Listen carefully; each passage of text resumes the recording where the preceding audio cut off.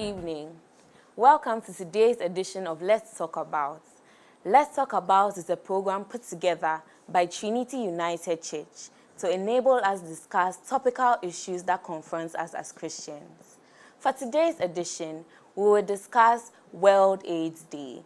You can reach us on Facebook or YouTube, or you can send us a text on our WhatsApp at 050-157-9996, 050-157-9996. Nostalgia for the 80s is rife in our fashion and music, but not everything was good in those days. The 80s were also the decade where the AIDS epidemic exploded. In the past 20 years, there have been over 160,000 AIDS-related deaths in Ghana, and currently, more than 350,000 people live with the disease. That's a shocking number for a disease that seems to have gone quiet in public spaces. Today, I have with me Gifty Oforiansa, who is the Greater Accra Regional HIV Coordinator of the Ghana Health Service, and she's here to talk to us about the disease. The World Health Organization has dubbed December 1st as World AIDS Day, and this year's focus is how together we can put an end to this menace. As I said earlier, we'd love to hear from you in our comment sections. You can also send us a WhatsApp on our number 050-157-9996. I am Abena Ofuswa Jenny Ndaku, your host for today. I'm so sorry about the delay today. We had a little issue. So let's start the discussion. So here with me is Gifty Oforiansa. Please, could you tell us what AIDS is about? AIDS, thank you very much, Abna, and it's really a privilege to be here to share with you issues concerning HIV and AIDS. AIDS is actually the end stage of HIV infection. HIV is the virus that causes AIDS, and I'd rather we dwell on HIV rather than AIDS because we want to make sure that people don't get AIDS. If you have HIV, you remain HIV positive, you don't progress to the AIDS stage, because there's a lot of things you can do if you are HIV positive to prevent yourself from reaching the AIDS stage. So HIV is the virus that causes AIDS, and AIDS is the disease, the end stage of HIV infection. When you have AIDS, it's almost always obvious. You have drastic weight loss, you would spend a lot of time bedridden, and not be productive. But you could have HIV and be going about and you wouldn't even know it yourself. So there's a difference between HIV and AIDS, and we must get it clear. Yes, please. Yeah. So how does a person get HIV then? Okay. So to get HIV is actually a virus that you can't see with your eyes, very, very tiny. And to get HIV into your system, the main modes of HIV transmission is having unprotected sex with an infected person. So unprotected sex is sexual intercourse without a condom. So having unprotected sex with an infected person is the major mode of HIV transmission. HIV is also transmitted by sharing sharps, so blood products, etc. If you get a cut, if somebody who has HIV has a cut and there's blood, and another person also is cut by the same sharp object, then there is transmission of the virus to the person who doesn't have HIV. So in sharing sharps, you are also, HIV is also transmitted through sharing sharps. There's also mother-to-child transmission. If a mother is HIV positive, she could transmit the virus to her baby whilst the baby is in her womb. She can transmit the virus to the baby whilst she is in labor and while the baby is being delivered. And then during breastfeeding, this mother could transmit the virus to her baby. So this is a little about how HIV is transmitted. Okay. And how do we prevent, what are some of the things we can do to prevent ourselves from getting the virus? Okay, so how to prevent HIV infection? The ABCs, we haven't moved from the ABCs. They are still very, very relevant today. So A is about abstinence. So if you have, we talked about HIV transmission being caused by having unprotected sex with an infected person. If you don't have sex at all, you are not going to catch something that you can acquire through sex. So abstinence from sex is a way of not acquiring HIV. And there are certain people in our community that we would say abstain from sex. So if you are of school going age, you don't have a partner, you are not married, we are Christians. If you are not married, we would say do abstain from sex, right? Even if you have a partner, you have a sexual partner, if your partner has traveled, for instance, or is not close by, then you abstain for that period that your partner is not around. Then we move to the B's. So after abstinence, we talk about B. And the B is being mutually faithful to your partner, to your uninfected partner. So mutual faithfulness is about having sex only with your partner who is also not infected. And you should know that when it comes to sexually transmitted infections, of which HIV is one, anytime you have unprotected sex with somebody, you are exposed also to the other people that your partner is having sex with, unprotected sex with.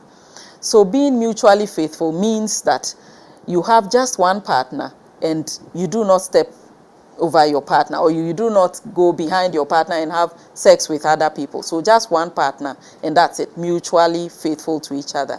Then we come to C, and C is condoms. We have some condoms here today, we'll talk about it.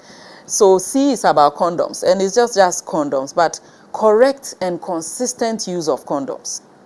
If you use the condom and you do not use it well, you don't wear the condom properly, it could burst.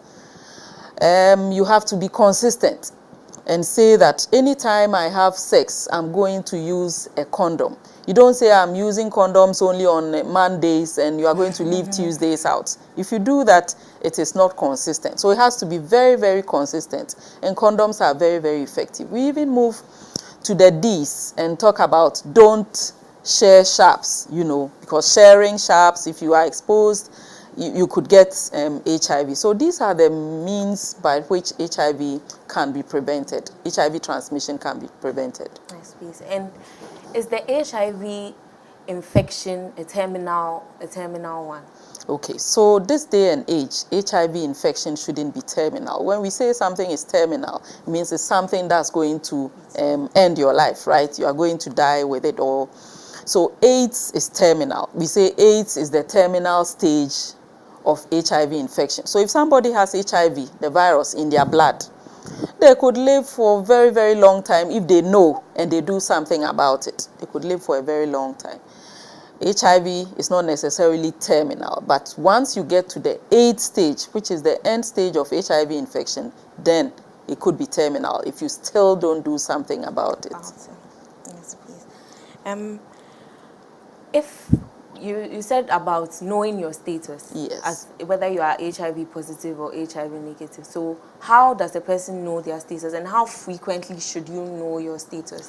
Great, good question. So you could know your status by doing the HIV test. Now, you could go to a clinic, and with HIV status is very, very important. It is just like knowing yourself or knowing your name.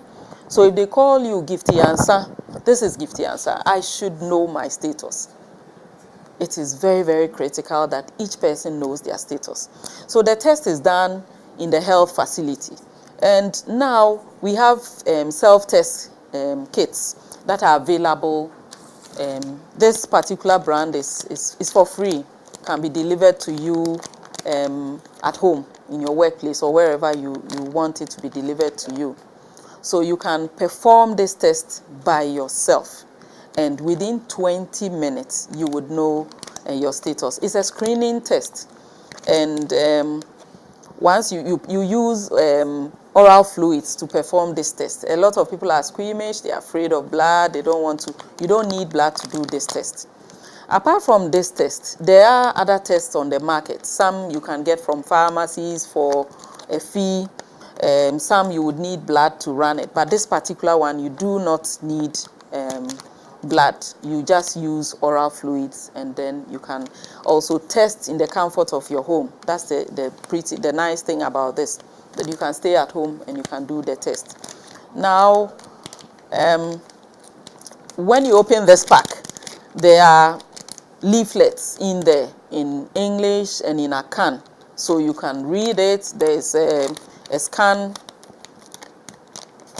code right here on this kit. So if you use the scanner on your phone to scan this code, you would have every information that you need, and it will guide you. There's a video that will guide you to perform the test by yourself in the comfort of your home or at your workplace, wherever you so wish, and at any time that you want to do the test. Yes, please. And how frequent should the person do the test? Okay.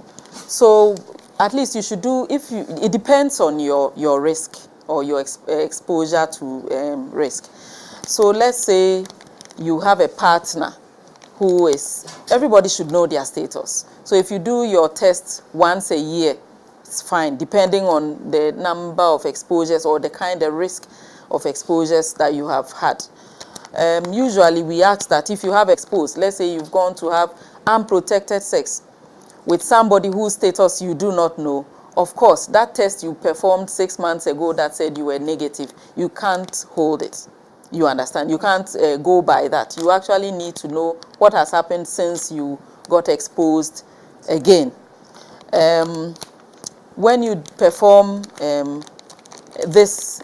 test and you are negative, depending on your risk, you may have to do the test again. Okay. It is very important that you know your status also, because once you do the test and you know your status, if you are negative, it gives you a lot of motivation to remain negative.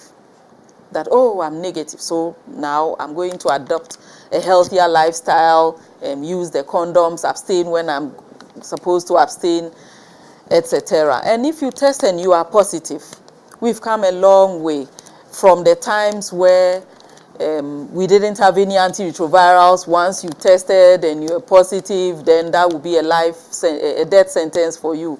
We are no longer in those times. Now there are antiretrovirals. And so once you test and you are HIV positive, you find that you are positive, you go to the clinic. This is a screening test. So once you do it, you need to go for confirmation at the health facility. So the health worker will sit you down, counsel you, and give you all the information you need, perform the test for you, and then if you are supposed to be put on antiretrovirals, if you are positive, we will put you on antiretrovirals and you will have good outcomes. Just confirming, whether the test is negative or positive, you have to go to the health facility. If the test is negative, you still need, you could go to the health facility for information, right? You could go to the health worker confidently. Now that you've done this, you could go to the health worker and say, can you do the test for me? And then she will also run the test. If you are positive, you still need to go back for confirmatory tests. Yes. Earlier, we mentioned that over the last 20 years, we have seen 160,000 deaths, HIV-related deaths in Ghana. Why is it that our death rate is so high? All right. So it's very unfortunate. High incidence of deaths. And as I said, we've come a long way. When you started, you talked about the 80s, where we saw the first case of AIDS. A lot has happened. A lot of research has gone on, and now we know a lot about HIV.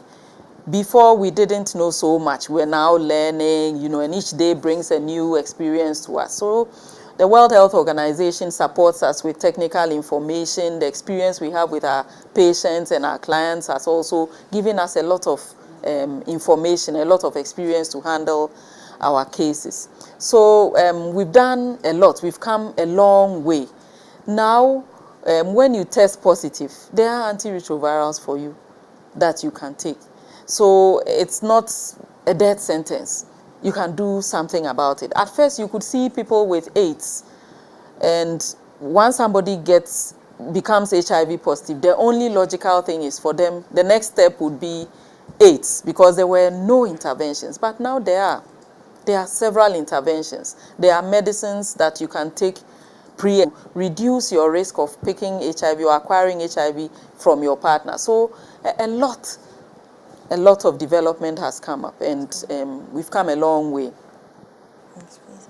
How accessible is treatment? The antiretrovirals you were speaking about, how accessible are they to a normal Antiretrovirals are, I'm sorry I didn't let you finish, because No. antiretrovirals are available almost everywhere. Every district in Ghana, you would find antiretrovirals. In the past, there were just a few clinics that offered antiretroviral therapy. But now, there are thousands of health facilities in Ghana, in the private sector, in the public sector, in the quasi-government institutions that offer antiretroviral therapy.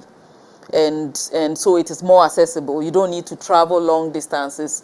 A lot more people have been trained to provide antiretroviral therapy, even at health center level. So you could go to a health center and be able to access antiretroviral therapy there. I must say that the antiretrovirals that we have now, compared to what we were using before, are much, much better, and less side effects, good outcomes, viral suppression in very short time. You are able to tolerate these antiretrovirals. So we've come a long way, and I would really encourage people who are afraid to test to go ahead and test. And if they test and they are positive, they should embrace antiretroviral therapy, because the outcomes are good when you are adherent on your antiretroviral therapy. You mentioned that there are no cost. No cost at all. Antiretrovirals come to us for free. Testing for HIV in a health facility is for free. Antiretrovirals are for free. Viral load testing is for free. So everything comes for free. So it's low cost, actually. And so I would encourage everybody to embrace HIV testing and antiretroviral. So what is your advice to children living with AIDS and people living with children with AIDS?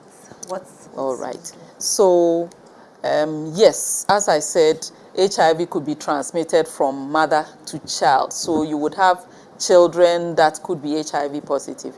But mother to handle children who are HIV positive. So we can prevent mother to child transmission by making sure that every pregnant woman gets tested for HIV. Once the woman tests and the woman is HIV positive, they would be put on antiretroviral therapy to achieve viral suppression.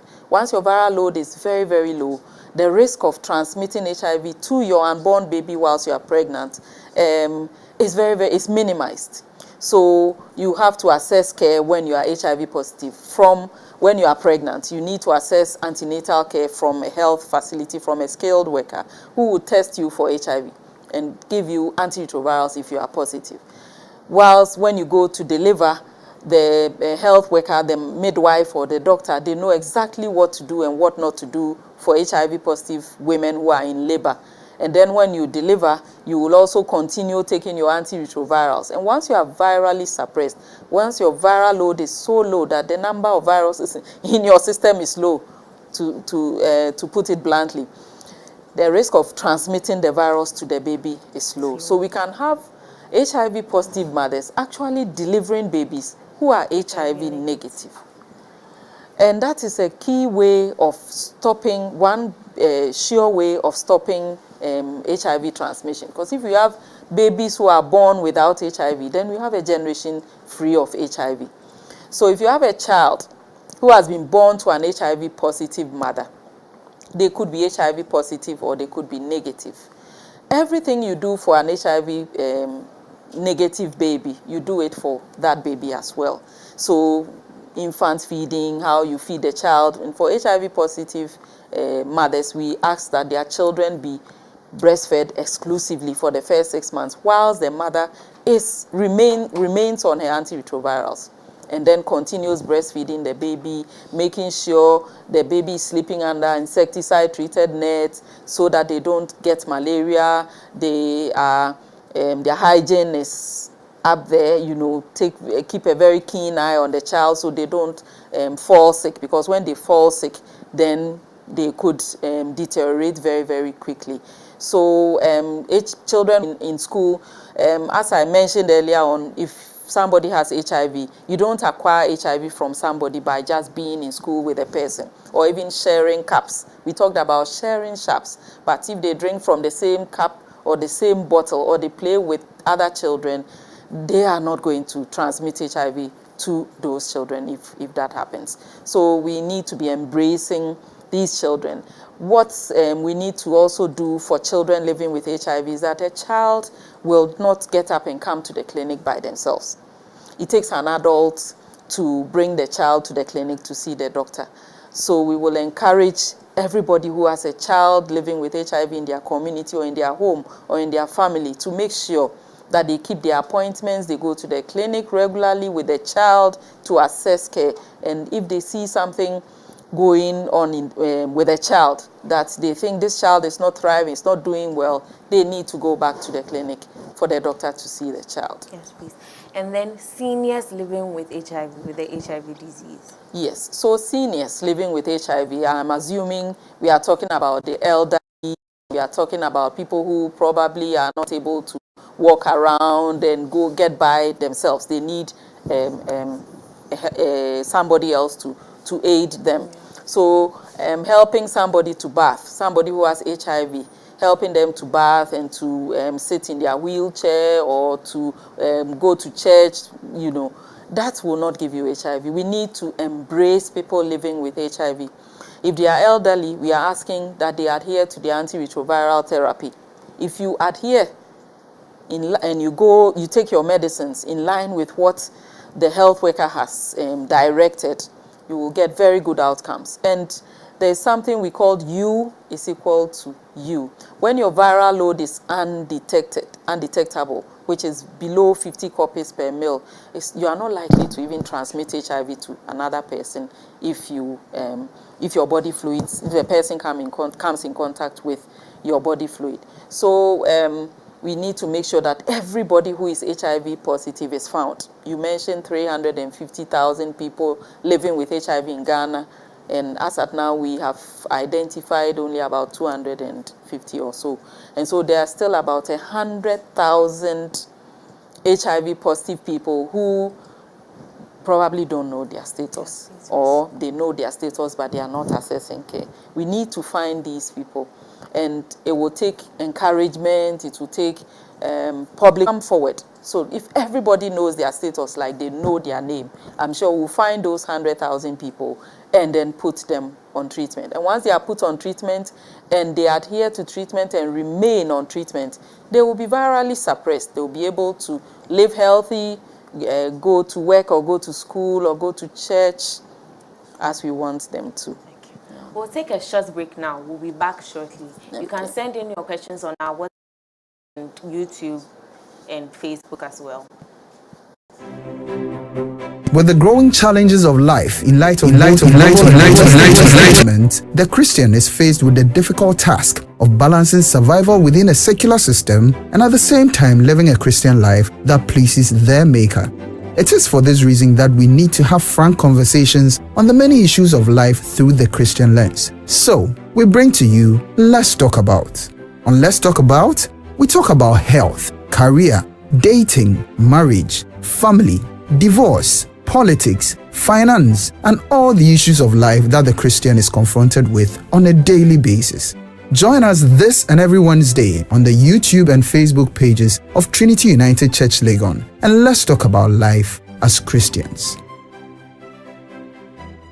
This is GKV Foods, a community-based zero-waste agro-processing company focused on the coconut value chain. It came about as a result of the health condition of the owner. So I was diagnosed with diabetes, and a friend introduced me to coconut oil as a food supplement to help stabilize my sugars. So after a couple of months taking the oil, I realized that yes, there was a significant change in my sugars, which caused me to look more into the coconut oil as a food supplement. Our product is basically the coconut oil and then coconut powder, coconut shell charcoal. We are looking into other new products, including coconut snacks. Basically, we use the cold press methodology. So at no point do we add heat or any additive for that matter. So it's just pure coconut oil squeezed out of the coconut meat. We currently can do about 25,000 nuts a day. So 30,000 liters of coconut oil in a month.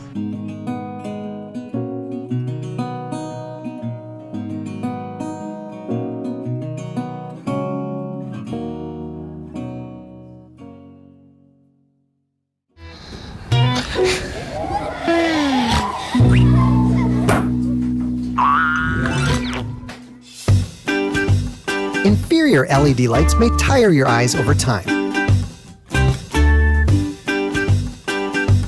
Change to Philips LED lights, which give comfort to your eyes.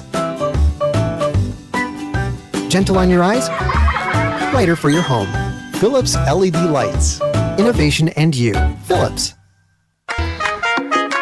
Tertiary education has become imperative in this new time and age. The rapid need for tertiary education has brought about numerous tertiary schools. The one thing remains true and sure, and is the fact that everyone in pursuit for tertiary education is looking for thunders and maximum output. We have a serene atmosphere and qualified lecturers, modern state-of-the-art facilities to enhance learning. NASFA University is located at East Legon, behind Mensvik Hotel. We are affiliated to the University of Ghana and the University for Development Studies. We offer BSc Business Administration with specialization in accounting, finance, human resource management, and marketing. BSc Nursing, BSc Media and Communication, BSc Economics, BSc Computer Science, and BSc Information Technology. Our MBA programs are MBA Accounting, MBA Finance, MBA Human Resource Management, and MBA Marketing. NASFA University, the Royal University of Africa.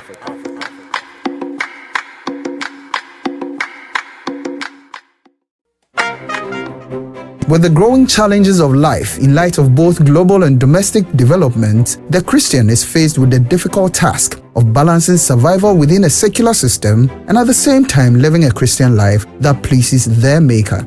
It is for this reason that we need to have frank conversations on the many issues of life through the Christian lens. So, we bring to you Let's Talk About. On Let's Talk About, we talk about health, career, dating, marriage, family, divorce, politics, finance, and all the issues of life that the Christian is confronted with on a daily basis.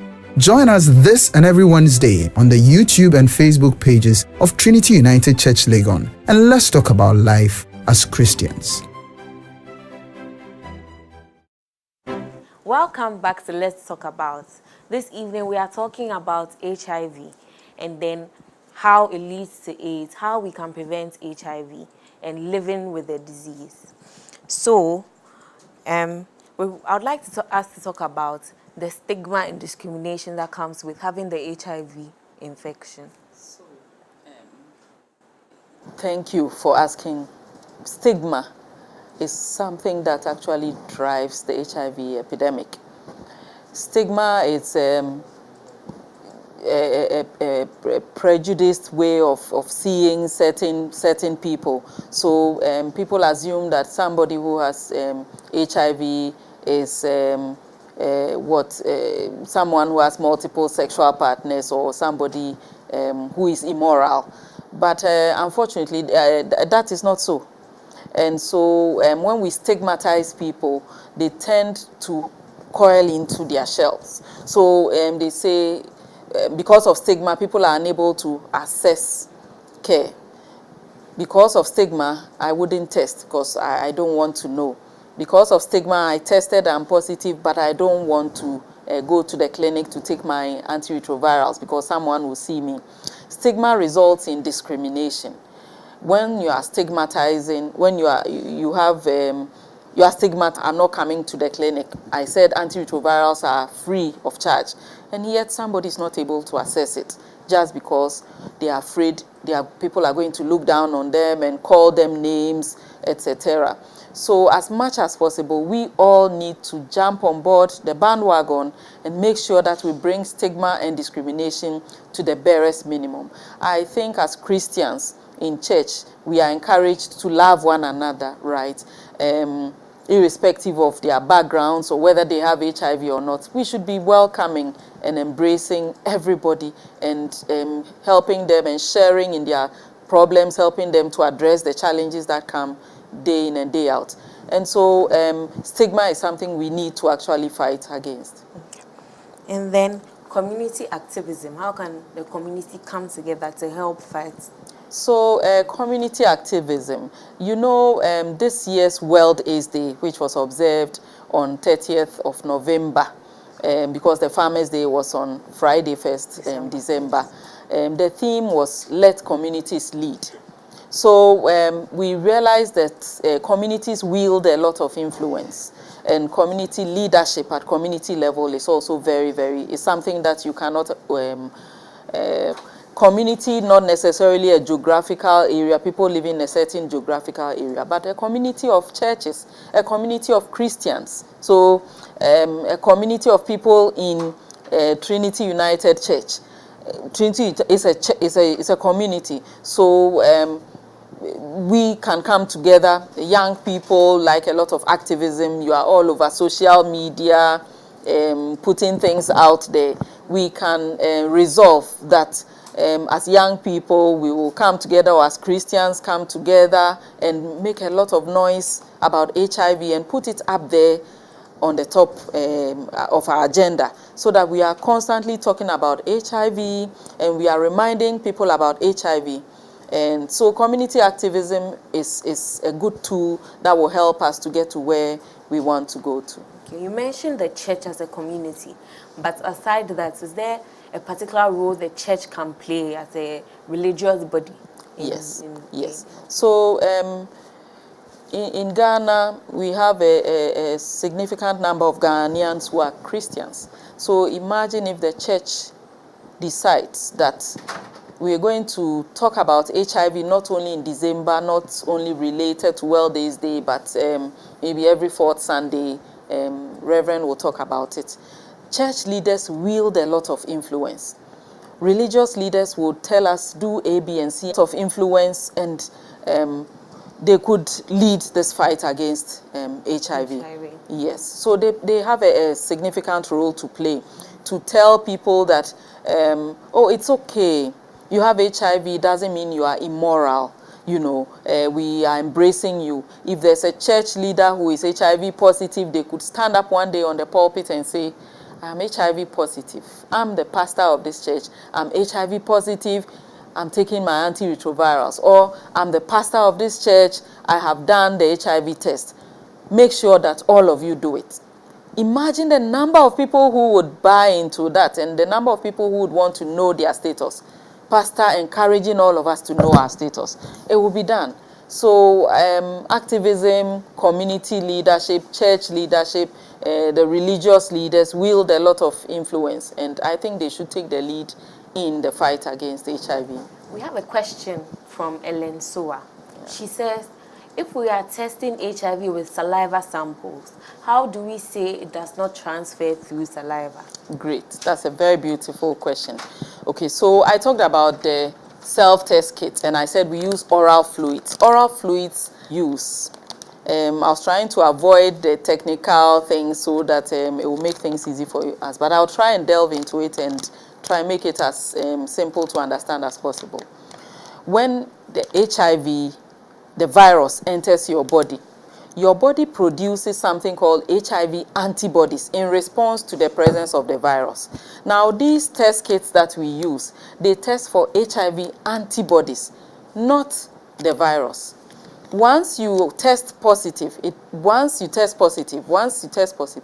we've seen HIV antibodies in your system. And so you can't have HIV antibodies if you don't have HIV. You understand? And so these tests are antibody tests. And what we actually do is take oral fluid between around the gum, not saliva. So it is antibodies that you pick from the oral fluid, not HIV, not the virus, but antibodies. So now, can we talk about what the government's role is in fighting the HIV virus? So government's role is leadership role. So government passes policies, right? Government passes policies, government looks for funding for projects, for programs, for ministries, and for work to be done in the country. So government passes, comes up with policies, and then looks for funding to, guide us. So government is supposed to provide the resources to do HIV preventive actions, antiretrovirals, test kits. Government is supposed to partner with others to procure test kits for us, to procure antiretrovirals, to make sure that health workers are trained enough to be able to provide these services. Government, so government is everywhere.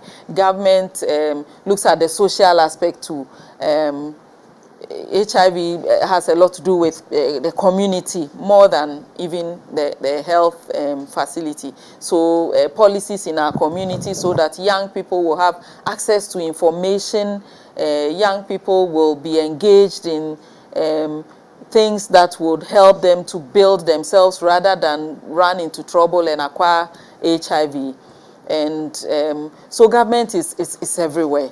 They are supposed to provide the leadership and the blueprint for everybody to follow. Yes, please.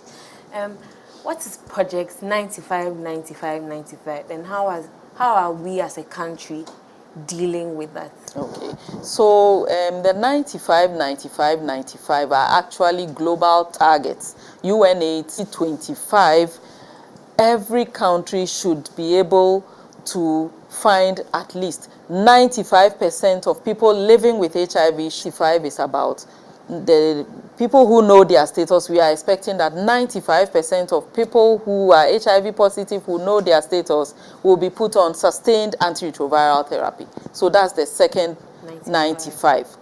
And also the third 95 is about people on antiretroviral, sustained antiretroviral therapy achieving viral suppression. That is the way we can end the AIDS epidemic.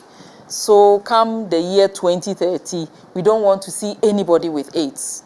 If you are HIV positive, fine. We also want to see you virally suppressed. We don't want to see you progress to AIDS. So come 2030, we will have a country or a world without AIDS. 2025, we will be able to achieve the 95, 95, 95. This doesn't come easy. These are very ambitious targets that the world has set for itself. And no two countries are the same. Access to resources, literacy, all the issues that play into HIV are different from one country to the other. And so as a country, we know that we need to work with others. We work with other partners. Where we don't have the resources, our partners like Global Fund will bring in funds to procure test kits, to procure antiretrovirals for people to know their status. If you say 95% of people living with HIV should know their status, then it means everybody must test. Everybody must know their status. Have to be available for people to assess it. And we should be able to also do viral load tests for people to determine whether they are virally suppressed or not. Okay. So that's the 95, 95, 95. Yes, please. Please, we have a question by Sami. He says, can HIV be transmitted through homosexual activities? If yes, why are people advocating for it? Okay. So when you say homosexual activities, I'm assuming sexual intercourse between, let's say, a man and another man. Yes. So HIV transmission comes about through unprotected sex with an infected person. And when it comes to same-sex homosexual intercourse or sex between a man and a man, the risk is even heightened. You know, you can acquire HIV from, let's say, a man having sex with a woman, but the risk is even higher when a man has sex with another man because it is usually penile anal, so the penis goes into the anus, and also because in Ghana, community members, we frown on such behaviors, and so people who are homosexual or men who have sex with other men are not likely to come out in the open and show themselves that I am a man who has sex with men. So it will be difficult for them to come and assess care or come and do testing or something of the sort. So it is very difficult with them. However, we cannot say that because there are men who are having sex with men, we will cast them out of our society. We cannot do that. So as a health service, what we do is to provide technical information. It is not up to us to judge people and say because you are going out, you are a man and you are having sex with another man, we will not even see you in our clinics. When people come to our clinics, they don't come as I'm a man who is having sex with another man. You understand? They come as a person. And so if our services are all embracing, we do not discriminate against anybody, just so that people will feel free to come and access the services. So I would encourage the public that we may not like that a man is having sex with another man, but we need to make sure that they also hear about HIV, like how we are saying this to the public, that everybody hears it, including the men who have sex with men, that there are test kits, that there are condoms, that there are ways of preventing HIV, so that we reduce the risk of HIV transmission amongst them. And guess what? We cannot be like an ostrich and think that all is well, that the fact that somebody has a female partner, then they are okay.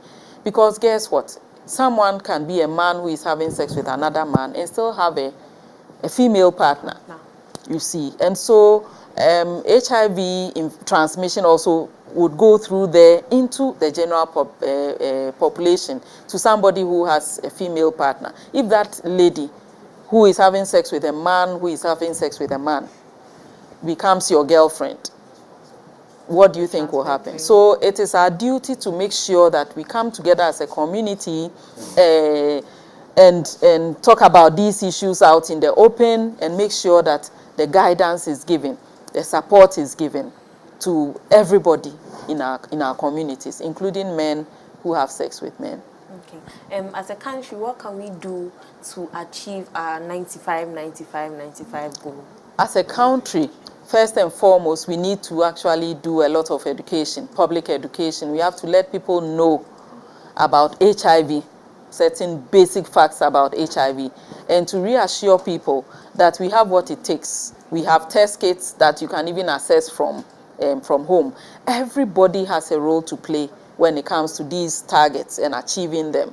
So the religious community, the traditional rulers, they wield a lot of influence, government, everybody has a role to play here. And so as a country, we need to actually unite and have a stronger force and talk always about HIV. We don't need to leave it to December 1st to talk about HIV. We have to talk about HIV all the time and bring down the stigma and embrace people living with HIV and stop being judgmental and being discriminatory and being stigmatized against persons living with HIV. If we do this, we will be able to achieve the targets that we have set for ourselves. Thank you very much. You said you have some test kits. Yes. So, you just go to www. The self-test is self-test.hiv, and you can use that link to order for a test kit. You will give information about who you are, your age, and where you would want the test kit delivered to. And they would bring it to you. A dispatch rider will come to where you have asked the test kit to be delivered to you. And it will come discreetly to you, and you can do the test. So on the test kit, there is a line, a dotted line, where you tear along that line to assess the kit. And there is it comes in a very durable pack. So you open this outer pack, And I've talked about this, the scan code, that if you scan with the scanner on your phone, you get all the information about the test. It will walk you through the test. So once you open this pack, you would find yet another pack inside. And then you would find leaflets with information and illustrations on how to go about the test. There's one of the leaflets that's in Twi, and the other leaflet is in English with illustrations to guide you. Now, this pack here has two parts, two pockets. There's one pocket with a flat device and one pocket with a cylindrical device. When you feel it from outside, you would feel it. So you need to check the expiry date of the test kit in the inner pack. The expiry date is usually indicated on the inner pack. So once you have this, you will take out your test vial, the test tube, and this is it. Now the original pack also comes, the outer pack also comes with a stand where you can stand your tube on. I'm sorry if I'm going out of. So you stand it on so that it will be stable. So you need a flat surface, and then you put your test tube on it with some fluid inside. So you go ahead, tear the other side and bring out the test device. And this is what it looks like. This test device has some stuff written on it. So you will find a point where there's a C with an arrow beside it, and then there's a T. The C is the control side and the T is the test side. Now there's a window right beside the T and the C, and that is where you're going to read your test from. This, it runs just like the pregnancy test kit, if you know it. Now you try as much as possible not to touch this end of the test device, because if you touch it, you are going to introduce external things that might interfere with the test that you run on it. And before you do the test, you shouldn't have eaten in the last 15 minutes. And you shouldn't also use toothpaste and mouthwash in the last 15-30 minutes. Now, it takes about 20 minutes to run this test. So once you pick the test device, you run it along your gum. So it goes in the mouth. I'm going to demonstrate this way, the gum, round like this. Then you bring it down the lower jaw like this. I didn't pick saliva. This is not saliva, it's oral fluid. So you run it along you don't do like you are brushing your teeth. No, you just go this way, come down and do this way. And then just lift the lid off your fluid. There's fluid in there, so you lift the lid and drop your test device inside it and look at the time. It takes 20 minutes. You read your test result 20 minutes. After 40 minutes, you shouldn't read it. And the manufacturer gives you a lot of information here. So this test, you make sure that there's a line in the C window before you read the test. If the line doesn't appear in the C window, the test is not valid. You can't read it. So if you have just one line in the C and no line showing in the T window, you can say that the person is non-reactive, and so they can say they are negative. But if you find two lines, one in the control side and one in the next to the T, the test, then you are reactive. You could be HIV positive. When you do this test, it's a screening test. It is not conclusive that you are HIV positive.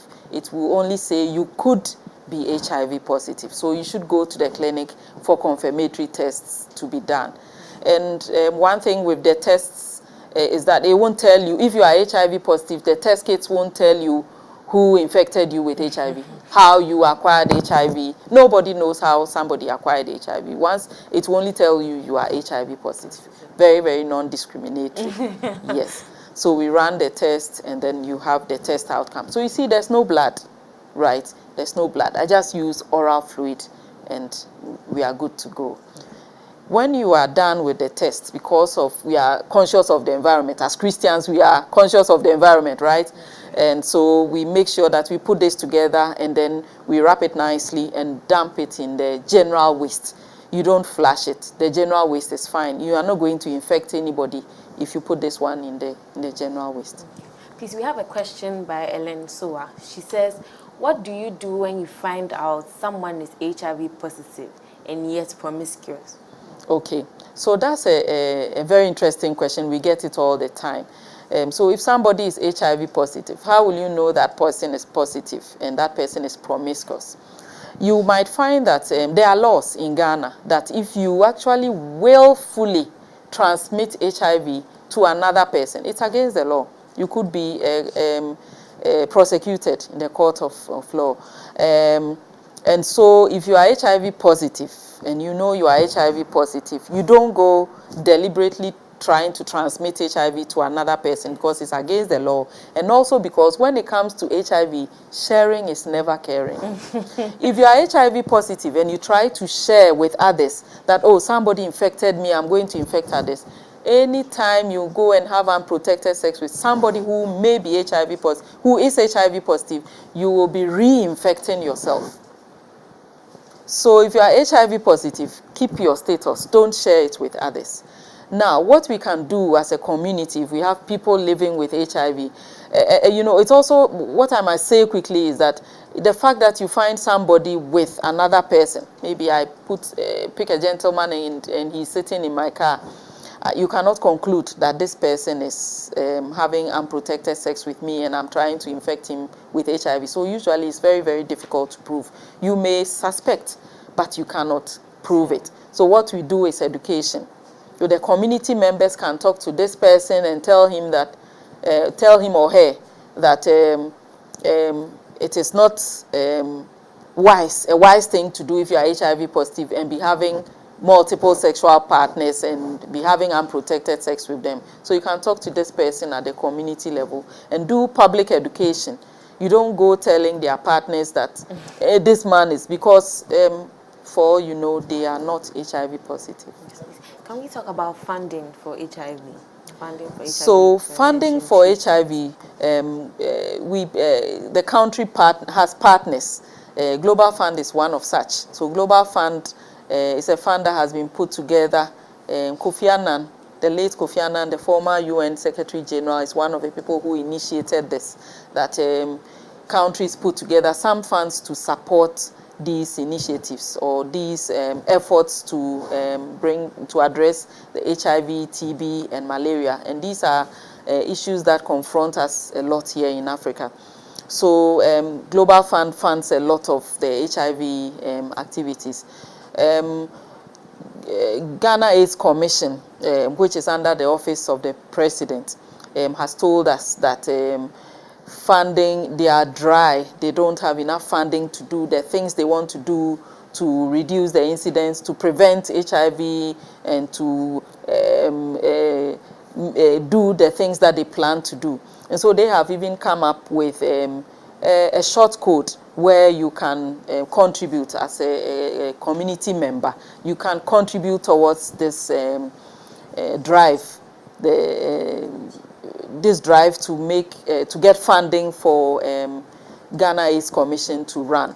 And they have a short code that is star 9898, I have to refer again, star 9898 hash. And then you follow the prompts and then you make a contribution towards the Ghana AIDS Commission fund. Okay. We have a comment by Ellen Soa. She says, thank you, Ghana AIDS Commission and government. You have been working. If we play our rules, we can kick out HIV. Yes. Thank you. Shouldn't do this test because you are already HIV positive. If you are HIV positive and you are on antiretrovirals, you are virally suppressed. If you run this test, you might have a false negative, because this test is testing for antibodies. And once you are virally suppressed, once the viral load is low, your antibodies also, HIV antibodies will also be low. And so if you do the test, if you are HIV positive already on antiretrovirals, you might find that the test will come out negative. The funding information she was speaking about has been displayed. Yes, Thank please. you very much. So we would like to encourage each and every member of the public, the Ghanaian community, those at home, those abroad, to send a token, do their bit, do a contribution towards this fund, because it will help everybody. Helping somebody who has HIV today will be helping you tomorrow, because if somebody doesn't have HIV, they will not transmit it to another person who you might meet, or your family member, your child, your family member might, interact with or have sexual intercourse with and pick HIV from. So helping somebody somewhere is also going to help yourself. So I strongly encourage the public to pay some contributions towards the fund. Yes, please. Apart from the testing, you mentioned something. Yes, so we talked about the condoms, and condoms are everywhere. You can get them in the community pharmacies. You can go to the clinics and you will get condoms for cheap, for very, very cheap. Condom use, you need to use it correctly and consistently. And I do not have a dummy here, but I think I'm permitted to show you how to use the condom properly. There are condoms for males, and that is what is most popular and most usually found around. There are also female condoms that you can get on the general. First, look at the dates, the expiry dates on the condoms. Now, you find that the condoms come in, there is a smooth side and a rough side, a smooth side and a rough side. So even if you are in the darkness, you run your hand around, your finger around the condom, the package, there's a rough side and a smooth side. So you tear along the rough side, it's easier. If you try to tear along the smooth side, it's very difficult. You might get frustrated and throw the condom away. But condoms, very, very important. So you tear along the rough side, and then you get your condom out. You can feel the condom, the package. If the package is punctured, if you press it, you see that there's the air inside the package will be escaping. Then it means you shouldn't use the condom, because probably whatever has punctured the package has also punctured the condom. So it will defeat the purpose for which you are using the condom. So you press it and you realize that, okay, so this is correct. It's okay, the expiry date, before you go ahead and then open the condom. Now, when you tear along this side, the condom comes out like this. So when you touch it, you realize that it is lubricated. This condom, the condoms are lubricated. So condoms are meant to be worn on an erect penis. So if the penis is not erect, you don't wear the male condom yet. You have to pinch the tip of the condom. Pinch the tip of the condom so that there is no air in the tip of the condom before you put it on the erect male penis. And then you pull the bottom to cover all the way, the erect penis, all the way down like that, to cover the penis. It's so unfortunate I didn't bring my penis dummy to show. Once you have done this, then you can say, oh, okay, I've torn the condom and I have brought it out and I put this condom maybe the wrong way, this way on the erect penis, this way. Then you realize, oh, I've made a mistake. I should turn it this way rather. Remember that HIV is found in certain body fluids, blood, semen, the fluid that comes out when you ejaculate, vaginal fluid, breast milk. These are the 4 main fluids that you would find HIV in somebody who is HIV positive. And usually when people want to have sex, an erect penis could have some semen flowing out even before they ejaculate. So if you put the condom on try to put it on and you realize, oh no, I've made a mistake, let me turn it this way. You might have had fluid, seminal fluid, on this side of the condom before turning it in, you see. And so once you penetrate, you have put semen or seminal fluid into, introduce semen into your partner, and that would defeat the purpose. So now once you are done, you need to withdraw and then bring out the condom. If you have tissue, you can use tissue to hold on and then pull it and then put this into the dustbin. It is not recommended that you flush this because you are going to clog the toilet, the WC, if you attempt to flush this. So you throw this. You can add lubricants if during the sexual encounter the fluid is finished or the lubricant dries up. You can add some lubricants to this so that you can continue having sex. The condom is one sexual encounter per condom. You don't reuse, it's not wash and wear. So you don't reuse the condom, it's one per encounter. That's right. So our nativity play is on the 17th of December 2023 at 8:30 at United Church. We have a 9 lessons and carol service on the 25th of December, still at the Trinity United Church. And everybody is invited. Before we end today's discussion on HIV and AIDS, I would like to know if you have any final comments anything you would like us to talk about. I spoke about the female condom, and it will be good for us to know how to use. So I'll do a quick demonstration on the use of a female condom. So with a female condom, you need to also check the expiry date, as I said. There are directions for use. There are illustrations on the package, and there's a rough side to tear along.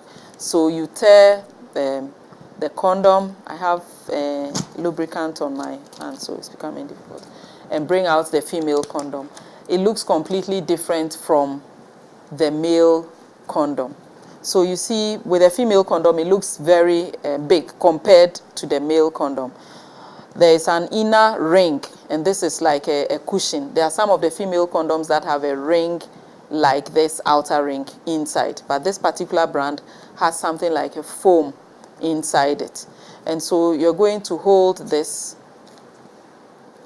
and insert it through the vagina up there, and then you push your hand through this side inside to push this foam to go as high as possible into the vagina.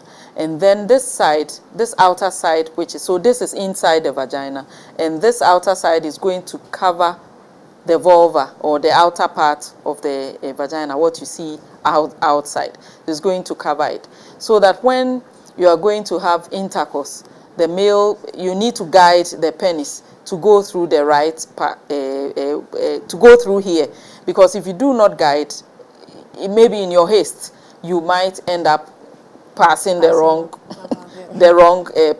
place, and that will defeat the purpose. So you need to go through here. Now, after the sexual encounter, the male will come out of here, and then you will twist this so that by that time there will be semen inside this, and this will be inside the woman. So this is twisted around and then pulled out of the vagina and then discarded. If during the sexual act you find that the lubricant has dried up, you can still put in some lubricant to make life easy for you. This is also one per use. And you can wear the female condom hours ahead of a sexual encounter. Unlike the male condom that you wear on an erect penis, you can wear this about 4, 5, 6 hours before you have a sexual encounter. Yes. All right. So I'd like to say in conclusion that I'd like to encourage the Christian community to learn about HIV and AIDS and how to prevent HIV and AIDS. I'd like to encourage church leaders to influence their membership for them to know about their status. Everybody should know about their status. This World AIDS Day, the theme was Let Communities Lead. So we want to see the church community leading. We want to see leaders in our community leading us for us to know our HIV status, leading us to bring stigma and discrimination to the barest minimum as much as possible, learning things about HIV and how to prevent it, getting church leadership to influence their membership to contribute towards the drive that Ghana AIDS Commission has initiated. And also for the church leadership to let their members, especially the pregnant women, access testing when they go for antenatal care, to assess, and also to be those who are church members who are HIV positive to continue taking their antiretrovirals and feel free to talk about it, free, and give them space, a stigma-free space to talk about their issues, and this will bring stigma down, and this will bring the HIV epidemic also down. Thank you very much. We've learned a lot from this discussion today. We've learned about HIV, not letting it get to AIDS, and how we have to focus on HIV and not AIDS as a whole. So we are very appreciative of this. It is easy to assume AIDS doesn't affect you if you don't have the disease. But our discussion tonight has proven otherwise. We are one body in Christ, and this is yet another area where our light can shine. Together, we can end this epidemic. Let's Talk About is a production by Trinity United Church, East Legon. Join us for worship this Sunday at 8:30 a.m. I was your host, Abena Ufuswa Jenin Dafu. Have a good night.